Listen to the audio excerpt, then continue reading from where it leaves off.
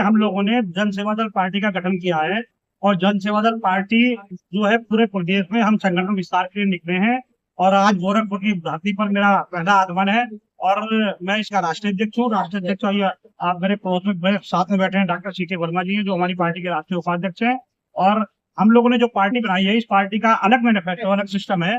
इसका सिस्टम ये है कि जिन जातियों को सत्ता से वंचित रखा गया है, एक चौथी संविधान प्लानिंग के तहत हम देख रहे हैं देश की आजादी के बाद से आज तक बहुत सारी जातियां, सब जातियां लगभग ऐसी हैं जो अति पिछड़े वर्ग में आती हैं।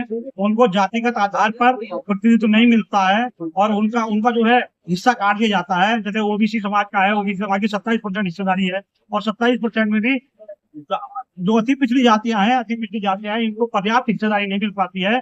और खास करके सैन सविता नंद समाज का आज तक उत्तर प्रदेश में क्या देश भर में कोई विधायक सांसद नहीं बना है। एक विधायक इस बार बने हैं कोई किसी राज्य से, लेकिन हमारे उत्तर प्रदेश में आज तक कोई विधायक सांसद नहीं बन सका है। तो इस बात के लिए मैंने ये नेतृत्व करते हुए, क्योंकि मैं सैन सविता नंद समाज से आता हूँ और नंद समाज का होने के नाते मैंने इस घर को बनाया है जन सेवा दल के नाम से।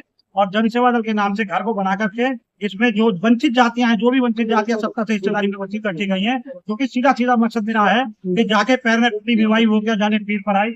और स्थिति यह है कि मेरी पीड़ा को मैं समझ सकता हूँ, पाल की पीड़ा को पाल समझ सकता है, सैनिक की पीड़ा को सैनिक समझ सकता है, प्रजापति की पीड़ा को प्रजापति समझ सकता है, नंद की पीड़ा को नंदवंशी समझ सकता है। लेकिन दिक्कत क्या है कि इन लोगों का प्रतिनिधित्व हाउस के अंदर, सदनों के अंदर नहीं होता है। जिस चक्कर में हम लोगों को ये जन सेवा दल का गठन किया है। और मैं दावे के साथ आप लोगों को, मीडिया बंधुओं को बता देना चाहता हूँ कि पूरे देश भर में ये संदेश देना चाहता हूँ कि जिसकी जितनी संख्या भारी, उसकी हिस्सेदारी के आधार पर अगर ये पॉलिटिकल पार्टियां, जितनी भी देश भर में पॉलिटिकल पार्टियां चल रही हैं, अगर ये हिस्सेदारी देने का काम करती तो हम लोगों को ये काम ना करना पड़ता। आज 40% की आबादी में उत्तर प्रदेश में अति पिछड़ा वर्ग है और अगर पिछड़े वर्ग की बात करें तो 60%, 62% जो है वो पिछड़े वर्ग के लोग हैं। लेकिन अति पिछड़ों को तो बिल्कुल पूरी तरह से दरकिनार किया जाता है। जिसमें जो भी सरकार रही हो, तमाम दावा करते हैं, जितनी भी सरकारें भी बनी है या पार्टी हो या मेरी सबसे पहली बात यह है कि सरकार में जितने भी लोग आए हैं वो सरकार में रह करके ये बात करते हैं कि हम जो है अति पिछड़ों का, आरक्षित वर्ग के लोग का ध्यान रखेंगे। लेकिन वास्तविकता यह है कि वो अपनी अपनी पार्टियों के मालिक हैं और अपनी पार्टी के राष्ट्रीय अध्यक्ष होने के नाते वो चाहे तो अपनी पार्टी में जनसंख्या अनुपात में पहले टिकट वितरण करने का काम करे। आदरणीय अखिलेश जी है ना, आज भारतीय जनता पार्टी है या कांग्रेस पार्टी है या समाजवादी पार्टी है, जो भी पार्टी है, आज तक किसी ने ये नहीं देखा कि ये सैन सविता नंद समाज के लोग 3% की आबादी में रहते हैं। पाल प्रजापति सैनिक कश्यप समाज के लोग, सैनिक समाज का तो 7-8% वोट, 8% वोट है। और प्रजापति समाज की स्थिति है, विश्वकर्मा समाज की स्थिति है कि उनका एक एमएलसी कभी बना दिया, भीख दे दी जाती है, उसके अलावा उनको टिकट देकर के चुनाव नहीं लड़ा जाता है। इसलिए जन सेवा दल का गठन मुझको करना पड़ा। और मैं दावे के साथ कहता हूँ 2027 के चुनाव में 403 विधानसभा में हम लोग पाल प्रजापति सैनिक कश्यप समाज के और अति पिछड़े वर्ग के समस्त लोग इकट्ठा होकर के ये अपनी सरकार बनाने का काम करेंगे। और हम एक दूसरे को सपोर्ट करेंगे।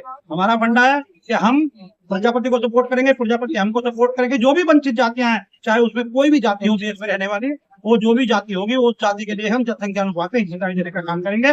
मैं ये अपनी बात समाप्त करना हूँ। हमारे डॉक्टर सी के वर्मा जी है, ये कुछ क्या 27 में गठबंधन में भी आप लोग रहेंगे क्या? हाँ, नहीं गठबंधन में नहीं, अभी तो हमारा इस्तीफा चलेगी। हम गठबंधन में तब रहेंगे, गठबंधन हम तो अपने बल पे दिखते हैं। हम जो है हम जातियों से गठबंधन दिख रहे हैं, किसी पार्टी से गठबंधन करने नहीं दिख रहे हैं। हमारा मकसद केवल जातियों से गठबंधन करना है। जिसको हिस्सा ना मिला हो हमारे साथ आए और हम उसको हिस्सा देने का काम करेंगे।